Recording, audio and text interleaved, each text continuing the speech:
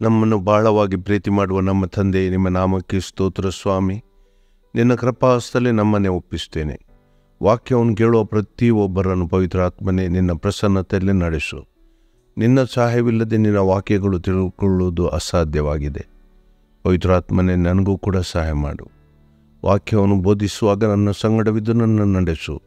ನನ್ನ ಬಾಯಿಂದ ಬರೋ ಪ್ರತಿಯೊಂದು ಮಾತುಗಳು ಅದು ನಿನ್ನದಾಗಲಿ. ಪವಿತ್ರಾತ್ಮನೇ, ನಿನ್ನ ಕೃಪಾಹಸ್ತಲೇ ನನ್ನನ್ನೇ ಒಪ್ಪಿಸ್ತೇನೆ. ಕೊನೆಯ ತನಕ ನನ್ನ ಸಂಗಡವಿದ್ದು ನನ್ನ ನಡೆಸೆಂದು ಬೇಡುತ್ತಿದ್ದೇನೆ. ಎಲ್ಲ ಸ್ತುತಿ, ಸ್ತೋತ್ರ, ಘನ ಮಹಿಮೆ ತಂದೆ, ಮಗ, ಪವಿತ್ರಾತ್ಮರಿಗೆ ಸದಾಕಾಲವೂ ಸಲ್ಲಲಿ. ಆಮೆನ್. Praise the lord.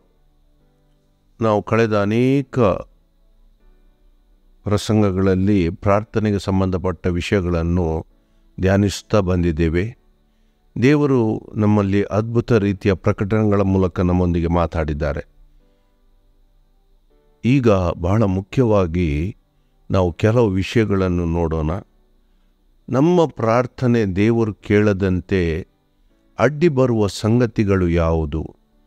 ಯಾಕೆ ನಮ್ಮ ಪ್ರಾರ್ಥನೆಯನ್ನು ದೇವರು ಕೇಳುವುದಿಲ್ಲ? ಎಂಥ ಸಂದರ್ಭದಲ್ಲಿ ದೇವರು ನಮ್ಮನ್ನು ಪ್ರಾರ್ಥನೆ ಕೇಳುವುದಿಲ್ಲ ಎಂಬ ವಿಷಯಕ್ಕೆ ಸಂಬಂಧಪಟ್ಟು ನಾವು ನೋಡೋಣ. ಇದಕ್ಕೆ ಸಂಬಂಧಪಟ್ಟು ದೇವರ ವಾಕ್ಯದಲ್ಲಿ ನಾವು ಸುಮಾರು 10 ವಿಷಯಗಳನ್ನು ನಾವು ಪಟ್ಟಿ ಮಾಡಿದ್ದೇವೆ. ಇದಕ್ಕೆ ಸಂಬಂಧಪಟ್ಟ ಒಂದೊಂದೇ ವಿಷಯವನ್ನು ನಾವು ನೋಡೋಣ. ಬಹಳ ಮುಖ್ಯವಾಗಿ ಮೊದಲನೇ ವಿಷಯ ನಮ್ಮ ಪಾಪ. ದೇವರು ಪಾಪಿಗಳ ಪ್ರಾರ್ಥನೆಯನ್ನು ಕೇಳೋದಿಲ್ಲ. ಅದಕ್ಕೆ ಸಂಬಂಧಪಟ್ಟ ಒಂದು ವಾಕ್ಯವನ್ನು ನಾವು ನೋಡೋಣ. ಯೆಶಾಯನ ಪ್ರವಾದನೆಗೆ ಹೋಗೋಣ.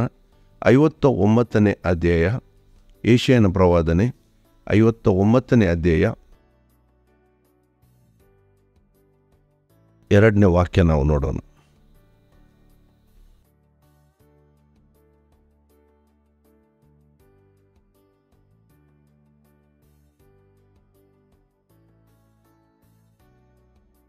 ಒಂದರಿಂದ ಬೇಕಾದರೆ ನೋಡೋಣ. ಇಗೋ, ಯೋನ ಹಸ್ತವು ರಕ್ಷಿಸಲಾರದಂತೆ ಮೋಟುಗೈಯಲ್ಲ, ಆತನ ಕಿವಿಯು ಕೇಳಲಾರದ ಹಾಗೆ ಕಿವುಡಲ್ಲ. ಆದರೆ ನಿಮ್ಮ ಪಾಪಾಪರಾಧಗಳೇ ನಿಮ್ಮ ದೇವರಿಂದ ನಿಮ್ಮನ್ನು ಅಗಲಿಸುತ್ತಾ ಬಂದಿವೆ. ನಿಮ್ಮ ಪಾಪಗಳೇ ಆತನು ಕೇಳಲಾರದಂತೆ ಆತನ ಮುಖಕ್ಕೆ ಅಡ್ಡಿವಾಗಿವೆ. ಇಲ್ಲಿ ಸ್ಪಷ್ಟವಾಗಿ ದೇವರ ವಾಕ್ಯ ಏನು ಹೇಳ್ತದೆ ಅಂದರೆ, ನಮ್ಮ ಪಾಪಗಳೇ ನಮ್ಮ ಪ್ರಾರ್ಥನೆ, ನಮ್ಮ ವಿಜ್ಞಾಪನೆ ಕೇಳಲಾರದಂತೆ ಅಡ್ಡಿ ಆಗ್ತದೆ ಅಂತ ದೇವರ ವಾಕ್ಯದಲ್ಲಿ ಸ್ಪಷ್ಟವಾಗಿ ಹೇಳ್ತದೆ. ಬೇಕಾದರೆ ಇನ್ನೊಂದು ವಾಕ್ಯ ನಾವು ನೋಡೋಣ. ಅದೇ ಯೆಶಾಯನ ಪ್ರವಾದನೆಗೆ ನೋಡೋಣ. 1ನೇ ಅಧ್ಯಾಯ 15ನೇ ವಾಕ್ಯ ನೋಡಿ. ಅಲ್ಲಿ ಯೆಶಾಯನ ಪ್ರವಾದನೆ 1ನೇ ಅಧ್ಯಾಯ 15ನೇ ವಾಕ್ಯ.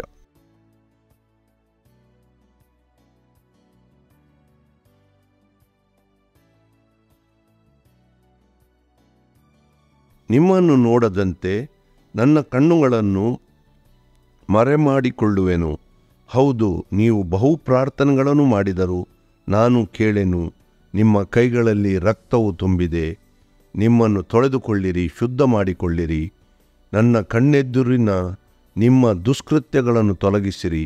ದುರಾಚಾರವನ್ನು ಬಿಡಿರಿ, ಸದಾಚಾರವನ್ನು ಅಭ್ಯಾಸ ಮಾಡಿರಿ. ನ್ಯಾಯನಿರತರಾಗಿರಿ. ಹಿಂಸಕರನ್ನು ತಿದ್ದಿ ಸರಿಪಡಿಸಿ ಅನಾಥರಿಗೆ ನ್ಯಾಯ ತೀರಿಸಿರಿ.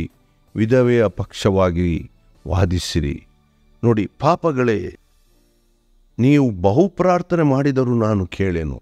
ಎಷ್ಟು ಪ್ರಾರ್ಥನೆ ಮಾಡಿದರೂ ನಾನು ಕೇಳೆನಂತ ದೇವರ ವಾಕ್ಯ ಹೇಳ್ತದೆ. ಯಾವಾಗ ನಿಮ್ಮ ಕೈಗಳು ರಕ್ತದಿಂದ, ಅಂದರೆ ಪಾಪದಲ್ಲಿ ನಾವು ಇದ್ದಾಗ ದೇವರು ನಮ್ಮ ಪ್ರಾರ್ಥನೆಯನ್ನು ಕೇಳುವುದಿಲ್ಲ ಎಂದು. ಇನ್ನೊಂದು ಎಜೆಕಿಯಲ್ನ ಪ್ರವಾದನೆಗೆ ಬೇಕಾದರೆ ಇನ್ನೊಂದು ವಾಕ್ಯ ನಾವು ನೋಡೋಣ. ಎಜೆಕಿಯಲ್ನ ಪ್ರವಾದನೆ 39ನೇ ಅಧ್ಯಾಯ 23ನೇ ವಾಕ್ಯ ನಾವು ನೋಡೋಣ.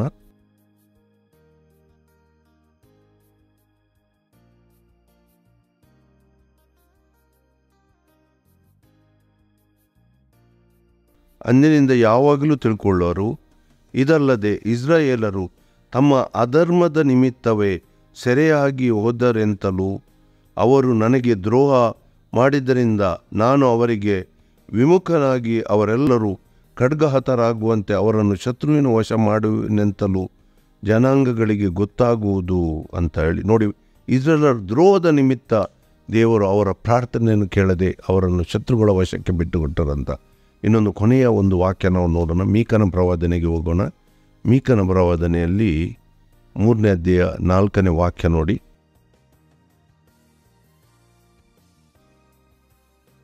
ಅಲ್ಲಿ ಕೂಡ ನಾವು ದೇವರ ವಾಕ್ಯದಲ್ಲಿ ಅಲ್ಲಿ ಕೂಡ ಪಾಪದ ನಿಮಿತ್ತ 3ನೇ ಅಧ್ಯಾಯ 4ನೇ ವಾಕ್ಯ,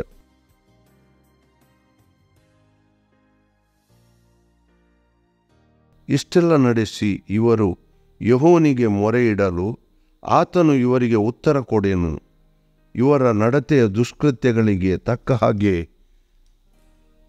ಆ ಕಾಲದಲ್ಲಿ ಇವರಿಗೆ ವಿಮುಖನಾಗುವೆನು ಅಂತ ಹೇಳಿ ಬರೆದು. ಅಂದರೆ ಅವರ ಪಾಪಗಳಿಂದಾಗಿ ಅವರು ಬೇಡಿಕೊಂಡರು ಅವರಿಗೆ ವಿಮುಖನಾಗಿಯನು, ನನ್ನ ಮುಖವನ್ನು ಅವರಿಂದ ತಿರುಗಿಸುವೆನು ಅಂತ ದೇವರ ವಾಕ್ಯದಲ್ಲಿ ಹೇಳ್ತಿದೆ. ಆದ್ದರಿಂದ ಬಹಳ ಅಗತ್ಯವಾಗಿ ಪ್ರತಿಯೊಬ್ಬರು ನಾವು ಇವತ್ತು ತಿಳ್ಕೊಳ್ಬೇಕಾದ ಸಂಗತಿ ಏನೆಂದರೆ, ನಾವು ಪಾಪದಲ್ಲಿ ಇರುವುದಾದರೆ ದೇವರು ಎಷ್ಟು ನಾವು ಉಪವಾಸ ಇದ್ದು ಪ್ರಾರ್ಥನೆ ಮಾಡಿದರೂ ಕೂಡ ನಮ್ಮ ಪ್ರಾರ್ಥನೆಯನ್ನು ಕೇಳೋದಿಲ್ಲ. ಬಹಳ ಈ 10 ಸಂಗತಿಗಳಲ್ಲಿ ಬಹಳ ಮುಖ್ಯವಾದ ಮೊದಲನೇ ಸಂಗತಿ, ನಾವು ಪ್ರತಿಯೊಬ್ಬ ದೇವಜನರು ತಿಳ್ಕೊಳ್ಬೇಕಾದ ಸಂಗತಿ ಏನೆಂದರೆ, ನಾವು ಒಂದು ವೇಳೆ ಪಾಪದಲ್ಲಿ ಇರುವುದಾದರೆ ದೇವರು ನಮ್ಮ ಪ್ರಾರ್ಥನೆಯನ್ನು ಕೇಳುವುದಿಲ್ಲ. ಇದು ನಾವು ಸ್ಪಷ್ಟವಾಗಿ ತಿಳ್ಕೊಳ್ಬೇಕಾದ ಸಂಗತಿಯಾಗಿದೆ. ಬೇಕಾದರೆ ಇನ್ನೊಂದು ವಾಕ್ಯ ನಾವು ಬಹಳ ಅಗತ್ಯವಾಗಿ ನೋಡೋಣ. ಯೋಶುವನ ಪುಸ್ತಕಕ್ಕೆ ಹೋಗೋಣ, 7ನೇ ಅಧ್ಯಾಯ.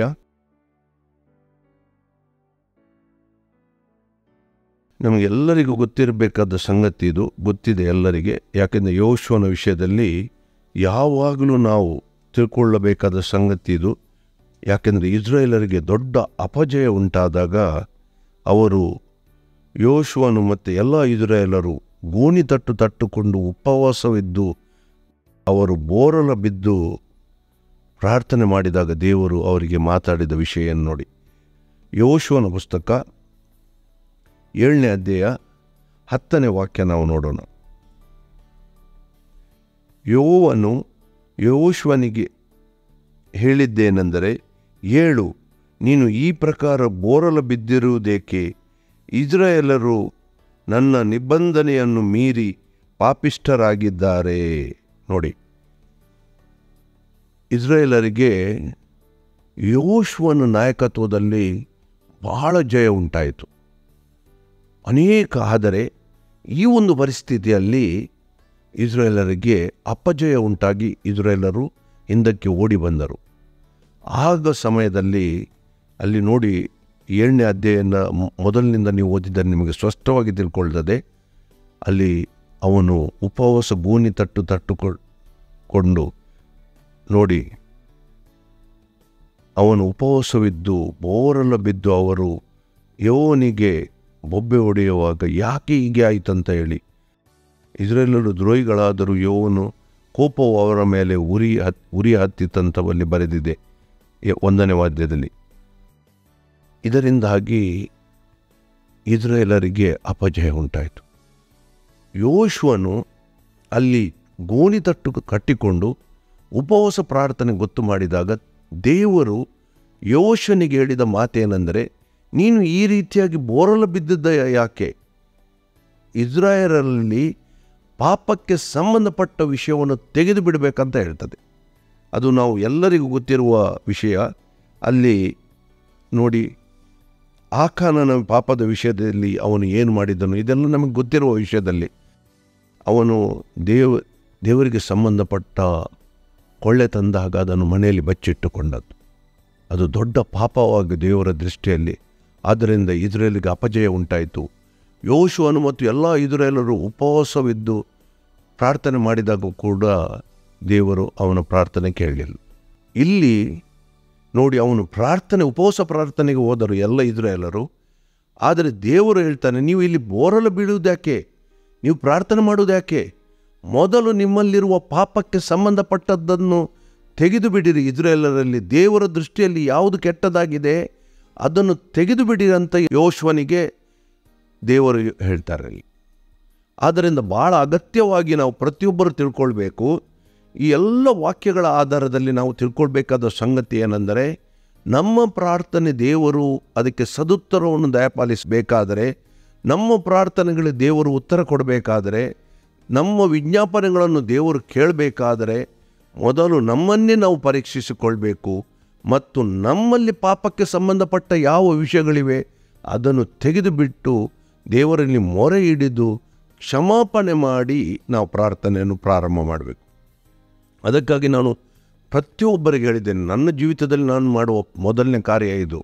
ಯಾಕೆಂದರೆ ದೇವರ ವಾಕ್ಯ ಹೇಳ್ತದೆ, ನಮಗೆ ಗೊತ್ತಿಲ್ಲದೆ ನಾವು ಅನೇಕ ಪಾಪ ಮಾಡ್ತೀವಿ ಅಂತೇಳಿ. ಅನೇಕ ಸಂಗತಿಗಳನ್ನು ಇಲ್ಲಿ ಭಾಳ ಅಗತ್ಯವಾಗಿ ನಾವು ತಿಳ್ಕೊಳ್ಬೇಕು. ಇಲ್ಲಿ ನಾವು ಯೋಚಿಸ್ತೇವೆ ನಾವು ಪಾಪ ಮಾಡೋದಿಲ್ಲ ಅಂತ ಹೇಳಿ. ನಮ್ಮ ಬಲಹೀನತೆ ಎಷ್ಟಂದರೆ ನಾಲಿಗೆ ನಮ್ಮ ಹಿಡಿತದಲ್ಲಿಲ್ಲ ಅಂತ ಯಾಕೋಬನ ಪುಸ್ತಕದಲ್ಲಿ ಹೇಳ್ತದೆ. ನಾಲಿಗೆ ನಮ್ಮ ಹಿಡಿತದಲ್ಲಿಲ್ಲ. ನಾವು ಎಷ್ಟೋ ಸಾರಿ ಬಾಯಿ ತಪ್ಪಿ ಮಾತಾಡಿ ದೇವರ ದೃಷ್ಟಿಯಲ್ಲಿ ತಪ್ಪಿತಸ್ಥರು ಪಾಪಿಗಳಾಗ್ತೇವೆ. ಆದ್ದರಿಂದ ನಮ್ಮ ಪ್ರತಿಯೊಂದು ಪ್ರಾರ್ಥನೆಯ ಪ್ರಾರಂಭ ಪಾಪ ಕ್ಷಮಾಪಣೆಯಿಂದ ಆಗಬೇಕಾಗಿದೆ.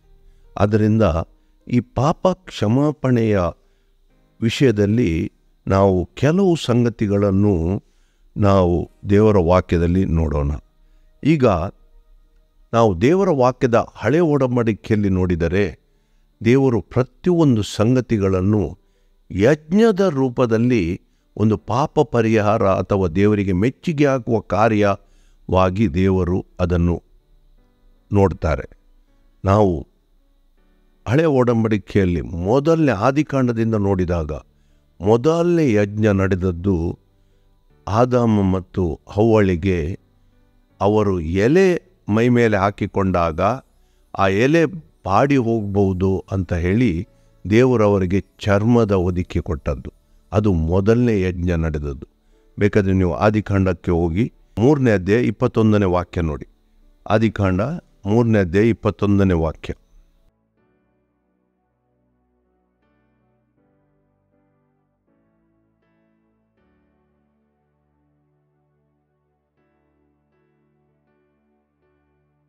ಆದಾಮನಿಗೂ ಅವನ ಹೆಂಡತಿಗೂ ಚರ್ಮದ ಅಂಗಿಗಳನ್ನು ಮಾಡಿ ತೊಡಿಸಿದನು. ಮತ್ತು ಯೆಹೋವ ದೇವರು ಈ ಮನುಷ್ಯರು ಒಳ್ಳೆಯದರ ಕೆಟ್ಟದ್ದರ ಭೇದವನ್ನರಿತು ಅಂತ ನೋಡಿ. ಅಲ್ಲಿ ಆದಾಮನ್ ಮತ್ತು ಹವ್ವಳು ಪಾಪ ಮಾಡಿದಾಗ ದೇವರು ಅವರ ಹತ್ರ ಯಾಕೆ ಹೀಗೆ ಆಯಿತು ಅಂತ ಹೇಳಿದಾಗ ನೋಡಿ, ಆ ಎಲ್ಲ ಸಂಗತಿಗಳು ಬರೆಯಲ್ಪಟ್ಟಿವೆ. ಅದರ ನಂತರ ದೇವರು ಆದಾಮ ಮತ್ತು ಹವ್ವಳಿಗೆ ಚರ್ಮದ ಹೊದಿಕೆಯನ್ನು ಕೊಟ್ಟರು. ಯಾಕೆಂದರೆ ಅವರು ತಮ್ಮನ್ನೇ ತಾವು ತಮ್ಮ ಶರೀರವನ್ನು ಮುಚ್ಚಿಕೊಳ್ಳಿಕ್ಕೆ ನೋಡಿ, ಅವನ ಹೆಂಡತಿಗೂ ಚರ್ಮದ ಅಂಗಿಗಳನ್ನು ಮಾಡಿ ತೊಡಿಸಿದನಂತ ಬರೆದಿದೆ. ಈಗ ಚರ್ಮದ ಅಂಗಿಗಳನ್ನು ಮಾಡಬೇಕಾದ್ರೆ ಪ್ರಾಣಿಯನ್ನು ವಧಿಸಬೇಕಾಗ್ತದೆ. ಆದ್ದರಿಂದ ಮೊದಲ ಯಜ್ಞ ನಾವು ದೇವರ ವಾಕ್ಯದಲ್ಲಿ ಇಲ್ಲಿ ನೋಡ್ತೇವೆ. ಆದಾಮ ಮತ್ತು ಹವ್ವಳಿಗೆ ಚರ್ಮದ ಅಂಗಿಗಳನ್ನು, ತಮ್ಮ ಶರೀರವನ್ನು ಮುಚ್ಚಿಕೊಳ್ಳಿಕ್ಕೆ ಚರ್ಮದ ಅಂಗಿಯನ್ನು ಆತನು ತೊಡಿಸಿದನಂತ. ಯಾಕೆಂದರೆ ಇಲ್ಲಿ ನಾವು ಸ್ಪಷ್ಟ ನೋಡಬೇಕು, ಈ ಸಂಗತಿಯು ಆದಾಮ ಮತ್ತು ಹವ್ವಳು ಪಾಪ ಮಾಡಿದ ಮೇಲೆ ದೇವರು ಮಾಡಿದ ಕಾರ್ಯ. ಯಾಕೆ? ಅದಕ್ಕಾಗಿ ಯಜ್ಞದ ಒಂದು ಉದ್ದೇಶನೇ ದೇವರು ಇಟ್ಟದ್ದು. ಯಾಕೆ ಅಂದರೆ ಮನುಷ್ಯ ಪಾಪ ಮಾಡಿದಾಗ ಆ ಪಾಪದ ಪ್ರಾಯಶ್ಚಿತ್ತವಾಗಿ ದೇವರು ಈ ಒಂದು ಯಜ್ಞದ ಕಾರ್ಯವನ್ನು ಪ್ರಾರಂಭ ಮಾಡಿದರು. ಇದನ್ನು ನಾವು ನೋಡ್ತೇವೆ. ಆದ್ದರಿಂದ ಇದು ಕ್ಷಮಾಪಣೆ. ನೋಡಿ, ನಾವು ದೇವರ ವಾಕ್ಯದಲ್ಲಿ ನೋಡಿದಾಗ ನಾವು ನೋವನ ಕಾಲದ ತನಕ ನಾವು ಮನಸ್ಸಾಕ್ಷಿಯ ಕಾಲ ಅಂತ ನೋಡ್ತೇವೆ. ಅವರಿಗೆ ಯಾವುದೇ ನ್ಯಾಯ ಪ್ರಮಾಣ ಇರಲಿಲ್ಲ. ಅವರ ಮನಸ್ಸಾಕ್ಷಿ ಅವರಿಗೆ ಒಂದು ಧರ್ಮ ಪ್ರಮಾಣದ ರೀತಿಯಲ್ಲಿ ಕೆಲಸ ಮಾಡ್ತಿದ್ದು. ಅವರ ಮನಸ್ಸಾಕ್ಷಿ ಅದು ಇವತ್ತು ಕೂಡ ನಮ್ಮಲ್ಲಿದೆ. ಆದ್ದರಿಂದ ಆ ಸಮಯದಲ್ಲಿ ದೇವರು ಯಾವುದೇ ಅವರಿಗೆ ಆಜ್ಞೆ ಕೊಟ್ಟಿರಲಿಲ್ಲ. ಮನಸ್ಸಾಕ್ಷಿಯ ಕಾಲ ಅಂತ ಹೇಳ್ತೇವೆ. ಅದರ ನಂತರ ದೇವರು ನಾವು ಮೋಶೆಯ ಮೂಲಕ ಇಸ್ರೇಲ್ ಜನರಿಗೆ ಧರ್ಮಶಾಸ್ತ್ರ ಕೊಟ್ಟರು. 10 ಆಜ್ಞೆಗಳನ್ನು ಕೊಟ್ಟರು. ಅದು ನ್ಯಾಯ ಪ್ರಮಾಣದ ಕಾಲ ಅಂತ ನಾವು ಹೇಳ್ತೇವೆ. ಅದು ಎಲ್ಲಿ ತನಕ ನಡೆಯಿತು? ಯೇಸು ಕ್ರಿಸ್ತನು ಈ ಲೋಕಕ್ಕೆ ಮನುಷ್ಯನಾಗಿ ಬರುವ ತನಕ ಅದು ಎಲ್ಲ ಧರ್ಮಶಾಸ್ತ್ರದ ಕಾಲ ಅದು. ಅದರ ನಂತರ ಕ್ರಿಸ್ತನು ಈ ಲೋಕಕ್ಕೆ ಬಂದ ನಂತರ ಕೃಪೆಯ ಕಾಲ ಅಂತ ನಾವು ಹೇಳ್ತೇವೆ. ಅಂದರೆ ಕೃಪೆಯ ಮೂಲಕ ನಮಗೆ ಕ್ಷಮಾಪಣೆ ಉಂಟಾದದ್ದು. ಈಗ ದೇವರ ವಾಕ್ಯದಲ್ಲಿ ನಮಗೆ ಮುಖ್ಯವಾಗಿ ನಾವು ನೋಡುವುದು 10 ಆಜ್ಞೆಗಳನ್ನು ದೇವರು ಅವರಿಗೆ ಕೊಟ್ಟದ್ದು. ಆದರೆ ದೇವರ ವಾಕ್ಯದಲ್ಲಿ ಅನೇಕ ಆಜ್ಞೆಗಳಿವೆ ಇಸ್ರಾಯೇಲರಿಗೆ ದೇವರು ಹೇಳಿದ. ಈ ಯಾವುದೇ ಒಂದು ಆಜ್ಞೆಗಳನ್ನು ಅವರು ಮುರಿದಾಗ ಅವರು ಇಡೀ ಧರ್ಮಶಾಸ್ತ್ರದ ಎಲ್ಲ ಆಜ್ಞೆಗಳನ್ನು ಮುರಿದಂತೆ ಆಗ್ತದೆ. ಎಲ್ಲ ಆಜ್ಞೆಗಳನ್ನು ಮುರಿಬೇಕಂತಾರೆ. ಯಾವುದೇ ಒಂದು ಆಜ್ಞೆಯನ್ನು ಮುರಿದಾಗ ಅವರು ಎಲ್ಲ ಆಜ್ಞೆಗಳನ್ನು ಮುರಿದಂತೆ ಆಗ್ತದೆ. ಮತ್ತು ಅದಕ್ಕೆ ಶಿಕ್ಷೆಯನ್ನು, ಯಾರು ಆಜ್ಞೆಗಳನ್ನು ಮುರಿದಾರೋ ಅವರನ್ನು ಊರಿನ ಹೊರಗೆ ತಗೊಂಡೋಗಿ ಕಲ್ಲೆಸೆದು ಕೊಲ್ಲಬೇಕಂತ ಇಸ್ರಾಯೇಲರಿಗೆ ಒಡಂಬಡಿಕೆ ಇತ್ತು. ಈಗ ಹಾಗೆ ಮಾಡಿದ್ದರೆ ಇವತ್ತು ಅಲ್ಲಿ ಇಸ್ರಾಯೇಲರಲ್ಲಿ ಎಲ್ಲರೂ ಪಾಪ ಮಾಡ್ತಾ ಇದ್ದರು. ಹೆಚ್ಚಿನವರು ಪಾಪ ಮಾಡಿದವರೇ ಇದ್ದರು. ಎಲ್ಲರನ್ನು ಕೊಂದು ಇವತ್ತು ಜನಾಂಗವೇ ಇರ್ತಿರಲಿಲ್ಲ. ಅದಕ್ಕಾಗಿ ದೇವರು ಒಂದು ಕ್ಷಮಾಪಣೆಯ ಒಂದು ಯಜ್ಞದ ಒಂದು ಸಂಸ್ಕಾರವನ್ನು ಇಸ್ರಾಯೇಲರಿಗೆ ಕೊಟ್ಟರು. ಅದನ್ನು ನಾವು ಯಾಜಕ ಕಾಂಡದಲ್ಲಿ ಸ್ಪಷ್ಟವಾಗಿ ನೋಡ್ತೇವೆ. ಪ್ರತಿಯೊಂದೊಂದು ಪಾಪಕ್ಕೆ ಯಜ್ಞದ ಒಂದು ಅರ್ಪಣೆಯ ಮೂಲಕ ಕ್ಷಮಾಪಣೆಯ ಒಂದು ವ್ಯವಸ್ಥೆಯನ್ನು ದೇವರಲ್ಲಿ ಕಲ್ಪಿಸಿಕೊಟ್ಟದ್ದು. ಯಾಕೆಂದರೆ ಪಾಪಕ್ಕೆ ಶಿಕ್ಷೆ ಆಗುವುದಾದರೆ ಯಾರೂ ಉಳಿತಿರಲಿಲ್ಲ. ಪ್ರತಿಯೊಬ್ಬ ಮನುಷ್ಯನೂ ಕೂಡ ಪಾಪಿಯಾಗಿದ್ದನು. ಆದ್ದರಿಂದ ಇದಕ್ಕಾಗಿ ದೇವರು ಅಲ್ಲಿಂದಲೂ ಕೂಡ, ಈಗ ಆದಾಮನೇ ಪಾಪ ಮಾಡಿದಾಗ ದೇವರು ಆದಾಮನನ್ನು ಶಿಕ್ಷೆಗೆ ಒಳಪಡಿಸಿದರೂ ಕೂಡ ಅವನನ್ನು ನಾಶ ಮಾಡಲಿಲ್ಲ. ಅವನು ಏದೇಮ್ ತೋಟದಿಂದ ಹೊರಗೆ ಹಟ್ಟಿದನು ವಿನ ದೇವರು ಆದಾಮನನ್ನು ನಾಶ ಮಾಡಲಿಲ್ಲ. ಈಗ ದೇವರು ಲೋಕದಲ್ಲಿ ಪಾಪ ಹೆಚ್ಚಾದಾಗ ನೋವನ್ನು ಮತ್ತು ಅವನ ಕುಟುಂಬವನ್ನು ಉಳಿಸಿ ಉಳಿದ ಎಲ್ಲವನ್ನು ನಾಶ ಮಾಡಿದನು. ನೋವನ ಮೂಲಕ ದೇವರು ಒಂದು ಹೊಸ ಸಂತತಿಯನ್ನು ಉಂಟು ಮಾಡಿದರು. ಎಲ್ಲವನ್ನು ನಾವು ನೋಡ್ತೇವೆ. ಅದಕ್ಕಾಗಿ ದೇವರು ಆದಿಯಲ್ಲಿಯೇ, ನಾವು ಹಳೆ ಒಡಂಬಡಿಕೆಯಲ್ಲಿ ಕೂಡ ನಾವು ಯಜ್ಞದ ಒಂದು ವ್ಯವಸ್ಥೆಯನ್ನು ನೋಡುತ್ತಾ ಇದ್ದೇವೆ. ಅದನ್ನು ಯಾಜಕ ಕಾಂಡದಲ್ಲಿ ನೋಡಿ. ಇಡೀ ಯಾಜಕ ಕಾಂಡದ 4ನೇ ಅಧ್ಯಾಯ ನಮಗೆ ಯಜ್ಞಗಳ ವಿಷಯದಲ್ಲಿ ಅಲ್ಲಿ ನಮಗೆ ತಿಳಿಯಲ್ಪಡ್ತದೆ. ಅಲ್ಲಿ ಅನೇಕ ಸಂಗತಿಗಳು, ಯಾವ್ಯಾವ ಪಾಪಕ್ಕೆ ಯಾನೇನು ಯಜ್ಞ ಬೇಕು ಎಲ್ಲವೂ ಅಲ್ಲಿ ಬರೆಯಲ್ಪಟ್ಟಿದೆ. ಆದರೆ ನಾವು ಎಲ್ಲ ಬೇಡ, ಒಂದು ಕೆಲವೇ ವಿಷಯಗಳನ್ನು ಅಲ್ಲಿ ನೋಡೋಣ. 13ರಿಂದ 17 ತನಕ ನೋಡೋಣ. 4ನೇ ಅಧ್ಯಾಯ, ಯಾಜಕ ಕಾಂಡ 4ನೇ ಅಧ್ಯಾಯ 13ರಿಂದ 17 ತನಕ ನಾವು ನೋಡೋಣ. ಇಸ್ರಾಯೇಲರ ಸಮೂಹ ಎಲ್ಲ ತಿಳಿಯದೆ ದೋಷಿಗಳಾದರೆ, ಅಂದರೆ ಯೆಹೋವನು ನಿಷೇಧಿಸಿದ ಕಾರ್ಯಗಳಲ್ಲಿ ಅವರು ಯಾವುದನ್ನಾದರೂ ಮಾಡಿ ದೋಷಕ್ಕೆ ಗುರಿಯಾದರೆ, ಮೊದಲು ತಮಗೂ ಮರೆಯಾಗಿದ್ದ ದೋಷವು ತಿಳಿದು ಬಂದ ನಂತರ ಅದನ್ನು ಪರಿಹರಿಸಿಕೊಳ್ಳುವುದಕ್ಕಾಗಿ ಪೂರ್ಣಾಂಗವಾದ ಹೋರಿಯನ್ನು ಸಮರ್ಪಿಸಬೇಕು. ಆ ಹೋರಿಯನ್ನು ದೇವದರ್ಶನದ ಗುಡಾರದ ಬಾಗಿಲಿಗೆ ತರಿಸಿದಾಗ ಸಮೂಹದ ಹಿರಿಯರು ಯೆಹೋವನ ಸನ್ನಿಧಿಯಲ್ಲಿ ಅದರ ತಲೆಯ ಮೇಲೆ ತಮ್ಮ ಕೈಗಳನ್ನಿಟ್ಟು ಯೆಹೋವನ ಸನ್ನಿಧಿಯಲ್ಲಿ ಅದನ್ನು ವಧಿಸಬೇಕು. ಅಭಿಷಿಕ್ತ ಯಾಜಕನು ಅದರ ರಕ್ತದಲ್ಲಿ ಸ್ವಲ್ಪವನ್ನು ದೇವದರ್ಶನದ ಗುಡಾರದೊಳಗೆ ತಂದು ಅದರಲ್ಲಿ ಬೆರಳನ್ನು ಅದ್ದಿ ತೆರೆಯ ಮುಂದೆ ಯೆಹೋವನ ಸನ್ನಿಧಿಯಲ್ಲಿ ಅದನ್ನು 7 ಸಾರಿ ಚಿಮುಕಿಸಬೇಕು. ಈ ರಕ್ತದಲ್ಲಿ ಸ್ವಲ್ಪವನ್ನು ದೇವದರ್ಶನ ಗುಡಾರದೊಳಗೆ ಯೆಹೋವನ ಸನ್ನಿಧಿಯಲ್ಲಿ ಇರುವ ಧೂಪವೇದಿಯ ಕೊಂಬುಗಳಿಗೆ ಹಚ್ಚಿ, ಮಿಕ್ಕದೆಲ್ಲವನ್ನು ದೇವದರ್ಶನ ಗುಡಾರದ ಬಾಗಿಲಿನೆದುರ ಆಗಿರುವ ಯಜ್ಞವೇದಿಯ ಬುಡದಲ್ಲಿ ಸುರಿಯ ಬಿಡಬೇಕು. ನೋಡಿ, ಈ ರೀತಿಯಾಗಿ ನಾವು ಆ ಯಾಜಕ ಕಾಂಡದಲ್ಲಿ ನಾನಾ ರೀತಿಯ ಯಜ್ಞಗಳನ್ನು ನಾವು ನೋಡ್ತೇವೆ.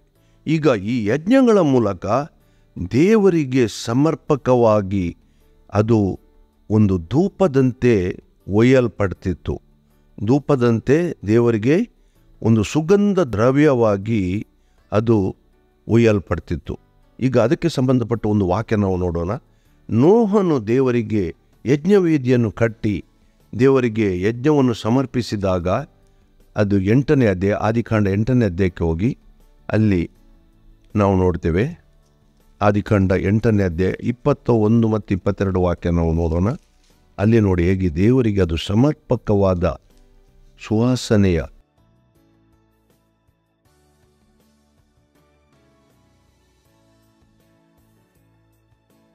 ಅದರ ಸುವಾಸನೆಯು ಬೇಕಾದರೆ 20ರಿಂದಲೇ ನೋಡಿ. ಆಗ ನೋಹನು ಯೆಹೋವನಿಗೋಸ್ಕರ ಯಜ್ಞವೇದಿಯನ್ನು ಮಾಡಿ ಅದರ ಮೇಲೆ ಶುದ್ಧವಾದ ಎಲ್ಲ ಪಶುಪಕ್ಷಿ ಜಾತಿಗಳಲ್ಲಿ ಸರ್ವಾಂಗಹೋಮ ಮಾಡಿದನು. ಅದರ ಸುವಾಸನೆಯು ಯೆಹೋವನಿಗೆ ಘಮಘಮಿಸಲು ಅವನು ಹೃದಯದೊಳಗೆ ಮನುಷ್ಯರ ಸಂಕಲ್ಪವು ಚಿಕ್ಕಂದಿನಿಂದಲೂ ಕೆಟ್ಟದ್ದು. ಆದರೂ ನಾನು ಇನ್ನು ಮೇಲೆ ಅವರ ನಿಮಿತ್ತವಾಗಿ ಭೂಮಿಯನ್ನು ಶಪಿಸುವುದಿಲ್ಲ. ನಾನು ಎಲ್ಲ ಜೀವಿಗಳನ್ನು ಈಗ ಸಂಹರಿಸಿದಂತೆ ಇನ್ನು ಮೇಲೆ ಸಂಹರಿಸುವುದಿಲ್ಲ ಅಂತ ಹೇಳಿ ನೋಡಿ. ಅಲ್ಲಿ ನೋಹನು ಕೂಡ ಯಜ್ಞವೇದಿಯನ್ನು ಸಮರ್ಪಿಸುವಾಗ, ಯಜ್ಞವೇದಿಯ ಮೇಲೆ ಯಜ್ಞವನ್ನು ಸಮರ್ಪಿಸುವಾಗ ಅದು ದೇವರಿಗೆ ಸುವಾಸನೆಯು ಘಮಘಮಿಸುವ ಸುವಾಸನೆಯಾಗಿ ಅದು ದೇವರಿಗೆ ಮುಟ್ಟಿತಂತ ಬರೆದಿದೆ. ಅದಕ್ಕಾಗಿ ದೇವರು ಇಂತಹ ಒಂದು ಯಜ್ಞದ ಒಂದು ವ್ಯವಸ್ಥೆಯನ್ನು ಹಳೆಯ ಒಡಂಬಡಿಕೆಯಲ್ಲಿ ಪಾಪಕ್ಷಮಾಕ ಹಣಕ್ಕೆ ಒಂದು ವ್ಯವಸ್ಥೆಯನ್ನು ಕಲ್ಪಿಸಿದನು. ಆದರೆ ಈಗ ಹೊಸ ಒಡಂಬಡಿಕೆ ಬಂದಾಗ ನಾವು ಸ್ಪಷ್ಟವಾಗಿ ತಿಳ್ಕೊಳ್ಬೇಕು, ದೇವರು ಒಂದು ಅದ್ಭುತ ಪ್ರಕಟಣೆಯನ್ನು ಮಾಡಿ ಒಂದು ಅದ್ಭುತ ಆಲೋಚನೆ ಮಾಡಿದನು.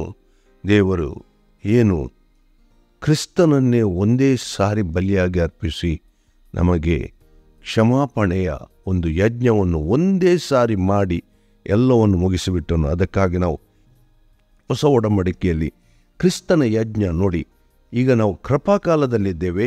ಆದ್ದರಿಂದ ಕ್ರಿಸ್ತನ ಯಜ್ಞದ ವಿಷಯದಲ್ಲಿ ನಾವು ರೋಮಪುರದವರಿಗೆ ಬರೆದ ಪತ್ರಿಕೆಯಲ್ಲಿ ನೋಡೋಣ. 3ನೇ ಅಧ್ಯಾಯ, ರೋಮಪುರದವರಿಗೆ ಬರೆದ ಪತ್ರಿಕೆಯಲ್ಲಿ 3ನೇ ಅಧ್ಯಾಯ 25ರಿಂದ ನೋಡೋಣ. ಅಲ್ಲಿ 21ರಿಂದ 26 ತನಕ ನೋಡೋಣ. ತನ್ನ ರಕ್ತವನ್ನು ಸುರಿಸಿ ನಂಬಿಕೆ ಇದ್ದವರಿಗಾಗಿ ಕೃಪಾಧಾರವಾಗಬೇಕೆಂದು ದೇವರು ಈತನನ್ನು ಮುಂದಿಟ್ಟನು. ದೇವರು ಹಿಂದಿನ ಕಾಲದ ಪಾಪಗಳನ್ನು ದಂಡಿಸದೆ ಸಹಿಸಿಕೊಂಡಿರಲಾಗಿ ತನ್ನ ನೀತಿಯನ್ನು ಈಗಿನ ಕಾಲದಲ್ಲಿ ಹೀಗೆ ತೋರಿಸಿ, ತಾನು ನೀತಿ ಸ್ವರೂಪನಾಗಿಯೂ ಯೇಸುವಿನಲ್ಲಿ ನಂಬಿಕೆ ಇಡುವವರನ್ನು ನೀತಿವಂತರೆಂದು ನಿರ್ಣಯಿಸುವವನಾಗಿ ಕಾಣಿಸಿಕೊಂಡನು. ನೋಡಿ, ಇಲ್ಲಿ ನಾವು ಕ್ರಿಸ್ತನ ಮೇಲೆ ನಂಬಿಕೆ ಇಟ್ಟಾಗ ನಾವು ಎಲ್ಲ ಪಾಪಾಪರಾಧಗಳು, ನಮ್ಮ ಹಳೆಯ ಪಾಪಾಪರಾಧಗಳು ಕ್ಷಮಿಸಲ್ಪಟ್ಟವು. ಒಂದೇ ಸಾರಿ ಕ್ರಿಸ್ತನು ನಮಗೋಸ್ಕರ ಕ್ರೂಜೆಯಲ್ಲಿ ಸತ್ತು ಆತನು ನಮಗೋಸ್ಕರ ಪ್ರಾಣವನ್ನು ಕೊಟ್ಟನು. ಇದರಿಂದಾಗಿ ನಮಗೆ ಕ್ಷಮಾಪಣೆ ಉಂಟಾಯಿತು. ಈ ಕ್ಷಮಾಪಣೆ ಹೇಗೆ? ನಾವು ಯಾವುದೇ ಯಜ್ಞವನ್ನು ಸಮರ್ಪಿಸಬೇಕಂತೆಲ್ಲ, ಒಂದೇ ಸಾರಿ ನಮಗೋಸ್ಕರ ಪಾಪವಿಲ್ಲದ ಕ್ರಿಸ್ತನು ತನ್ನ ರಕ್ತವನ್ನೇ ದೇವರಿಗೆ ಸಮರ್ಪಿಸಿ ಒಂದೇ ಸಾರಿ ಇಡೀ ಲೋಕದ ಪಾಪಕ್ಕೋಸ್ಕರ ಒಂದು ಯಜ್ಞವನ್ನು ಸಮರ್ಪಿಸಿ ಅದರಲ್ಲಿ ನಮಗೆ ಕ್ಷಮಾಪಣೆಯನ್ನು ಒದಗಿಸಿದನು. ಅಂದರೆ ನಾವು ಕ್ರಿಸ್ತನ ಮೇಲೆ, ಅದನ್ನು ಪೌಲನು ರೋಮಪುರದವರಿಗೆ ಬರೆದ ಪತ್ರಿಕೆಯಲ್ಲಿ ಹೇಳ್ತಾನೆ, ಯಾವಾಗ ನಾವು ನಂಬಿಕೆ ಇಡ್ತೇವೆ ಆಗ ನಮಗೆ ಎಲ್ಲ ಪಾಪಗಳು ಕ್ಷಮಿಸಲ್ಪಡ್ತೇವೆ. ಅಲ್ಲಿ ರೋಮಪುರದವರಿಗೆ ಬರೆದ 6ನೇ ಅಧ್ಯಾಯದಲ್ಲಿ ನಾವು ದೀಕ್ಷಾಸ್ಥಾನ ಹೊಂದಿದಾಗ, ಅಂದರೆ ನಾವು ದೀಕ್ಷಾಸ್ಥಾನ ಯಾವಾಗ ತಗೊಳ್ತೇವೆ? ಕ್ರಿಸ್ತನ ಮೇಲೆ ನಂಬಿಕೆ ಇಟ್ಟು ಕ್ರಿಸ್ತನ ಬಳಿಗೆ ಬಂದಾಗ ನಾವು ನಿಜವಾಗಿ ಕ್ರಿಸ್ತನು ನಮ್ಮ ರಕ್ಷಕನೆಂದು ನಾವು ಅಂಗೀಕರಿಸಿ ನಾವು ಅದರ ಸಂಕೇತವಾಗಿ ನೀರಿನಲ್ಲಿ ದೀಕ್ಷಾಸ್ಥಾನವನ್ನು ತಗೊಳ್ತೇವೆ. ಅಂದರೆ ಎಲ್ಲರ ಮುಂದೆ ನಾವು ಕ್ರಿಸ್ತನು ನನ್ನ ರಕ್ಷಕನಂತ ನಾವು ಒಪ್ಪಿಕೊಳ್ತೇವೆ. ಆಗ ನಮ್ಮ ಎಲ್ಲ ಪಾಪಗಳು ಪರಿಹಾರ ಆಗ್ತವೆ ಅಂತ ಹೇಳಿ ದೇವರ ವಾಕ್ಯದಲ್ಲಿ ನಾವು ನೋಡ್ತೇವೆ. ಆದರೆ ಮುಖ್ಯವಾಗಿ ಇಲ್ಲಿ ಏನಂದರೆ, ಕ್ರಿಸ್ತನ ಮೇಲೆ ನಂಬಿಕೆ ಇಟ್ಟಾಗಲೇ ನಮ್ಮ ಎಲ್ಲ ಪಾಪಗಳು ಪರಿಹಾರ ಪಡ್ತವೆ. ಅದನ್ನು ಸಾಂಕೇತಿಕವಾಗಿ ನಾವು ದೀಕ್ಷಾಸ್ಥಾನದ ಮೂಲಕ ಮಾಡ್ತೇವೆ. ಯಾವಾಗ ನಾವು ದೀಕ್ಷಾಸ್ಥಾನದಲ್ಲಿ ಕ್ರಿಸ್ತನ ರಕ್ಷಕನೆಂದು ಅಂಗೀಕರಿಸಿ ನೀರಿನಲ್ಲಿ ಮುಳುಗಿಸ್ಕೊಳ್ಪಡ್ತೇವೆ, ಅಲ್ಲಿ ನೋಡಿ ಪೌಲನು ಅದನ್ನು ಸ್ಪಷ್ಟವಾಗಿ ವಿವರಿಸಿದ್ದಾನೆ. ಇದನ್ನು ನಾನು ಒಂದು ಸಲ ಪ್ರಸಂಗ ಕೊಟ್ಟಿದ್ದೇನೆ ದೀಕ್ಷಾಸ್ಥಾನದ ವಿಷಯದಲ್ಲಿ. ನಾವು ನೀರಿನಲ್ಲಿ ಹೋಗುವಾಗ ನಮ್ಮ ಎಲ್ಲ ಹಳೆಯ ಪಾಪದ ಸ್ವಭಾವದ ನಡತೆ ಅಲ್ಲಿ ನೀರಲ್ಲಿ ಬಿಟ್ಟು ನಾವು ಮೇಲೆ ಬರುವಾಗ ಹೊಸ ಸೃಷ್ಟಿಗಳಾಗಿ ಮೇಲೆ ಬರ್ತೇವೆ. ಆದ್ದರಿಂದ ಅಲ್ಲಿ ಎಲ್ಲ ನಮ್ಮ ಪಾಪಗಳು ಕ್ಷಮಿಸಲ್ಪಡ್ತವೆ.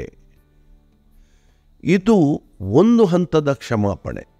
ಈಗ ನಾವು ಪ್ರತಿಯೊಬ್ಬರು ನಾವು ಕ್ರಿಸ್ತನನ್ನು ನಂಬಿದಾಗ ನಾವು ಹಳೆಯ ಸ್ವಭಾವದಲ್ಲಿ ಮಾಡಿದ ಎಲ್ಲ ಪಾಪಾಪರಾಧಗಳು ಕ್ಷಮಿಸಲ್ಪಟ್ಟವು. ಇದನ್ನು ನಾವು ನೋಡ್ತೇವೆ. ನಮ್ಮ ಎಲ್ಲ ಪಾಪಾಪರಾಧಗಳು ಕ್ಷಮಿಸಲ್ಪಟ್ಟವು. ದೇವರು ಎಷ್ಟು ಪ್ರೀತಿ ಸ್ವರೂಪ ದೇವರೆಂದರೆ ನಮ್ಮ ಎಲ್ಲ ಹಳೆಯ ಪಾಪಗಳನ್ನು ಕ್ಷಮಿಸುವವನಾಗಿದ್ದಾನೆ. ಬೇಕಾದರೆ ಅದಕ್ಕೆ ಸಂಬಂಧಪಟ್ಟು ಏಷ್ಯನ ಪ್ರವಾದನೆಯ ಒಂದು ವಾಕ್ಯ ನಾವು ಬೇಗನೆ ನೋಡೋಣ. 43ನೇ ಅಧ್ಯಾಯಕ್ಕೆ ಹೋಗಿ 25ನೇ ವಾಕ್ಯ ನೋಡಿ.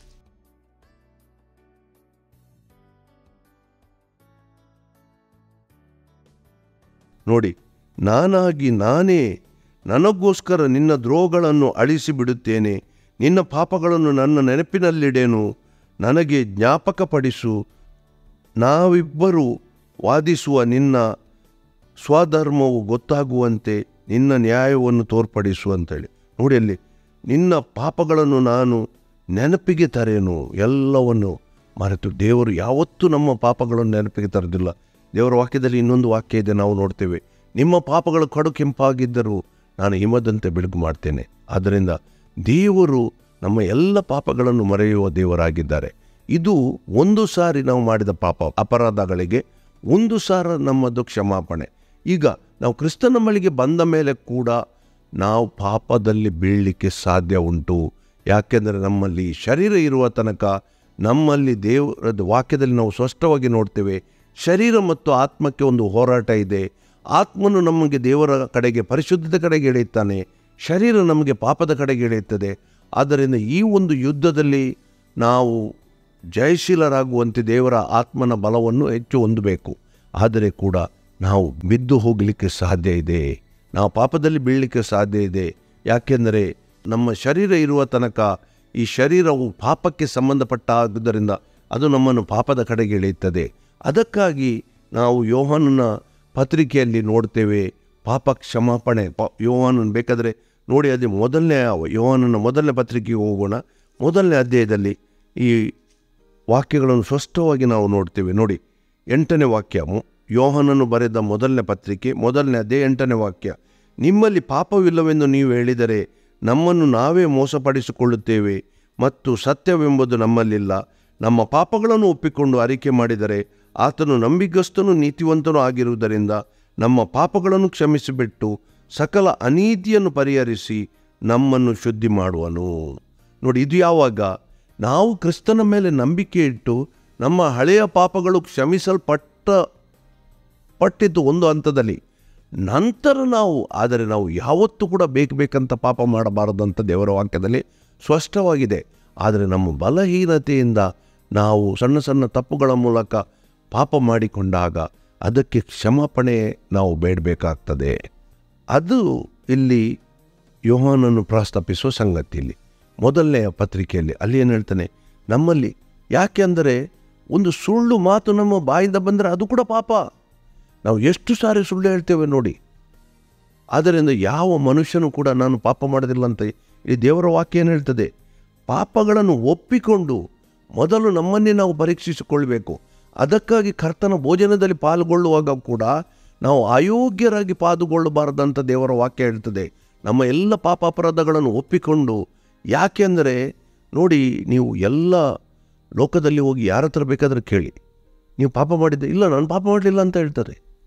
ಯಾರು ಕೂಡ ಸುಳ್ಳು ಹೇಳಿದ್ದೇನೆ ಪಾಪ ಮಾಡಿದ್ದೇನೆ ಅಂತ ಒಪ್ಪಿಕೊಳ್ತಾರೆ? ಯಾರಿಲ್ಲ. ಯಾಕೆ? ಸೈತಾನನು ಪ್ರತಿಯೊಬ್ಬರಿಗೆ ತಂದ ಭ್ರಮೆ ಇದೆ, ನಾವು ಯಾರು ಕೂಡ ಪಾಪ ಮಾಡಲಿಲ್ಲ, ಸಣ್ಣ ಪುಟ್ಟ ಅದು ದೇವರು ಲೆಕ್ಕಕ್ಕೆ ತಗೊಳ್ಳೋದಿಲ್ಲ, ಪಾಪ ಯಾರು ಮಾಡಲಿಲ್ಲ ಅಂತೇಳಿ. ಈ ಭ್ರಮೆಯಿಂದಾಗಿ ನಾವು ಪ್ರತಿಯೊಬ್ಬರು ಏನು ಮಾಡ್ತೇವೆ, ನಮ್ಮ ಪಾಪಗಳನ್ನೇ ಮರೆತು ಹೋಗ್ತೇವೆ, ಪುನಃ ಅದೇ ಪಾಪಗಳನ್ನು ಮಾಡ್ತೇವೆ. ಆದರೆ ಆ ಪಾಪ ಎಂಬ ಒಂದು ಭಯ ನಮ್ಮಲ್ಲಿ ಇರುವುದೇ ಇಲ್ಲ. ಈಗ ಯಾವಾಗ ನಾವು ಪಾಪದ ಅರಿಕೆ ಮಾಡುವ ಒಂದು ವ್ಯವಸ್ಥೆಯಲ್ಲಿ ನಾವು ಇರ್ತೇವ, ಆ ಪ್ರತಿ ಸಾರಿ ನಮಗೆ ನಾವು ಪಾಪಿಗಳೆಂಬ ಮನವರಿಕೆ ನಮಗೆ ಉಂಟಾಗ್ತದೆ. ಅದರ ಮೂಲಕ ಏನಾಗ್ತದೆ, ಇನ್ನು ಮುಂದೆ ನಾವು ಪಾಪ ಮಾಡಬಾರದೆಂಬ ಚಿಂತನೆಗೆ ನಮ್ಮನ್ನೇ ಒಳಪಡಿಸಲಿಕ್ಕೆ ಅನುಕೂಲ ಆಗ್ತದೆ. ಅದಕ್ಕಾಗಿ ಬಹಳ ಅಗತ್ಯವಾಗಿ ಇಲ್ಲಿ ದೇವರ ವಾಕ್ಯ ಏನು ಹೇಳ್ತದೆ, ನಮ್ಮಲ್ಲಿ ಪಾಪವಿಲ್ಲವೆಂದು ನಾವು ಹೇಳಿದರೆ ನಾವು ಸುಳ್ಳುಗಾರರು ಅಂತ ಹೇಳಿ. ದೇವರ ವಾಕ್ಯ ಹೇಳ್ತದೆ ಪಾಪ ಮಾಡೋದವನು ಒಬ್ಬನೂ ಇಲ್ಲ ಅಂತ ಹೇಳಿ. ಎಲ್ಲರೂ ಪಾಪ ಮಾಡಿ ದೇವರ ಮಹಿಮೆಯನ್ನು ಕಳ್ಕೊಂಡಿದ್ದೆ ನಂತರ ದೇವರ ವಾಕ್ಯ ಹೇಳ್ತದೆ. ಒಂದು ಸಾರಿ ನೋಡಿ, ಇಲ್ಲಿ 2 ಸಂಗತಿಗಳನ್ನು ನಾವು ಸ್ಪಷ್ಟವಾಗಿ ನೆನಪಿಟ್ಟುಕೊಳ್ಬೇಕು. ಒಂದು, ನಾವು ಕ್ರಿಸ್ತನ ಮೇಲೆ ನಂಬಿಕೆ ಇಟ್ಟು ದೀಕ್ಷಾಸ್ಥಾನ ತಗೊಂಡಾಗ ನಮ್ಮ ಎಲ್ಲ ಹಳೆಯ ಪಾಪಗಳು ಕ್ಷಮಿಸಲ್ಪಟ್ಟವು. ಆದರೆ ನಾವು ಕ್ರಿಸ್ತನ ಬಳಿಗೆ ಬಂದ ಮೇಲೆ ಕೂಡ ನಾವು ಪಾಪದಲ್ಲಿ ಬೀಳುವುದಾದರೆ ನಾವು ಅದಕ್ಕೆ ಪ್ರತಿ ಬಾರಿ ನಮ್ಮ ಪ್ರಾರ್ಥನೆಯ ಮೊದಲನೇ ಭಾಗವಾಗಿ ಕ್ಷಮಾಪಣೆ ಬೇಡಿಕೊಂಡು ನಾವು ಪ್ರಾರ್ಥನೆಯಲ್ಲಿ ಹೋಗುವುದು ಬಹಳ ಅಗತ್ಯ. ಅದಕ್ಕಾಗಿ ಯೋಹಾನನು ಹೇಳ್ತಾನೆ ಇಲ್ಲಿ, ನಮ್ಮ ಪಾಪಗಳನ್ನೆಲ್ಲ ಒಪ್ಪಿಕೊಂಡು ಅರಿಕೆ ಮಾಡಿದರೆ ಅನೇಕ ಬಾರಿ ನಮ್ಮ ಪಾಪಗಳು ನಮಗೆ ನೆನಪಿಗೆ ಬರೋದಿಲ್ಲ. ಆದ್ದರಿಂದ ನಾವು ದೇವರಲ್ಲಿ ಕ್ಷಮಾಪಣೆ ಬೇಡುವಾಗ ನಮಗೆ ತಿಳಿಯದೆ ಮಾಡಿದ ಪಾಪ, ಅನೇಕ ಬಾರಿ ನಾವು ತಿಳಿಯದೆ ಪಾಪ ಮಾಡ್ತೇವೆ. ದೇವರ ದೃಷ್ಟಿಯಲ್ಲಿ ಪಾಪವೇ ತಿಳಿದಲ್ಲ. ನಾವು ಯೋಚಿಸ್ಬೋದು, ನಾವು ತಿಳಿಯದೆ ಮಾಡಿದ ಪಾಪ ನಮಗೆ ಪಾಪ ಅಂತಲ್ಲ, ಪಾಪವೇ ಅದು. ಅದಕ್ಕಾಗಿ ದೇವರೇ, ನಾವು ತಿಳಿದು ತಿಳಿಯದೆ ಮಾಡಿದ ಎಲ್ಲ ಪಾಪಾಪರಾಧಗಳನ್ನು ಕ್ಷಮಿಸು.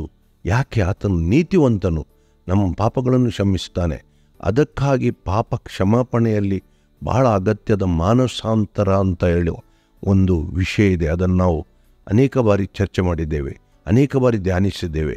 ಏನು ಅಂದರೆ, ನಮ್ಮ ಪಾಪಗಳನ್ನು ಒಪ್ಪಿಕೊಂಡು ದೇವರಲ್ಲಿ ಕ್ಷಮಾಪಣೆ ಬೇಡಿಕೊಂಡು ನಾವು ಆ ಪಾಪದಿಂದ ಸಂಪೂರ್ಣವಾಗಿ ದೇವರ ಕಡೆಗೆ ತಿರುಗಿಕೊಳ್ಳೋದು ಮಾನಸಾಂತರ. ಇದನ್ನು ನಾವು ಸ್ಪಷ್ಟವಾಗಿ ನಾವು ದೇವರ ವಾಕ್ಯದಲ್ಲಿ ಧ್ಯಾನ ಮಾಡಿದ್ದೇವೆ ಒಂದು ಸಲ.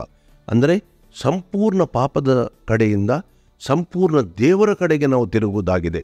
ಅದಕ್ಕೆ ಮಾನಸಾಂತರ ಹೇಳ್ತೇವೆ ನಾವು. ಇಂಥ ಸಂಗತಿಗಳನ್ನು ಆದ್ದರಿಂದ ಬಹಳ ಅಗತ್ಯವಾಗಿ ನಾವು ನಮ್ಮ ಪ್ರಾರ್ಥನೆಗೆ ಅಡ್ಡಿಯಾದ ಪಾಪಗಳನ್ನು ದೇವರು ನಮಗೆ ಒದಗಿಸಿಕೊಟ್ಟ ಆ ಕ್ಷಮಾಪಣೆಯ ಮೂಲಕ ನಾವು ದೇವರ ಹತ್ರ ಕ್ಷಮಾಪಣೆ ಬೇಡಿಕೊಂಡು ನಮ್ಮ ಪ್ರಾರ್ಥನೆ ದೇವರಿಗೆ ಮೆಚ್ಚುಗಾಗುವ ರೀತಿಯಲ್ಲಿ, ದೇವರು ನಮ್ಮ ಪ್ರಾರ್ಥನೆಯನ್ನು ಕೇಳುವ ರೀತಿಯಲ್ಲಿ ನಾವು ನಡೆಯೋಣ. ದೇವರು ನಮ್ಮೆಲ್ಲರನ್ನು ಆಶೀರ್ವದಿಸೋ ದೇವರಾಗಿದ್ದಾರೆ. ಎಲ್ಲ ಸಂಗತಿಗಳ ಮೂಲಕ ನಾವು ದೇವರ ದೃಷ್ಟಿಯಲ್ಲಿ ಯೋಗ್ಯರಾಗಿ ನಮ್ಮ ಪ್ರಾರ್ಥನೆಯನ್ನು ದೇವರು ಕೇಳುವಂತೆ ದೇವರು ನಮ್ಮನ್ನು ನಡೆಸುವ ದೇವರಾಗಿದ್ದಾರೆ. ಆತನಿಗೆ ಯುಗ ಯುಗಾಂತರಗಳಿಗೂ ಸ್ತೋತ್ರಗಳು ಸಲ್ಲಿಕೆಯಾಗಲಿ. ಆಮೆನ್.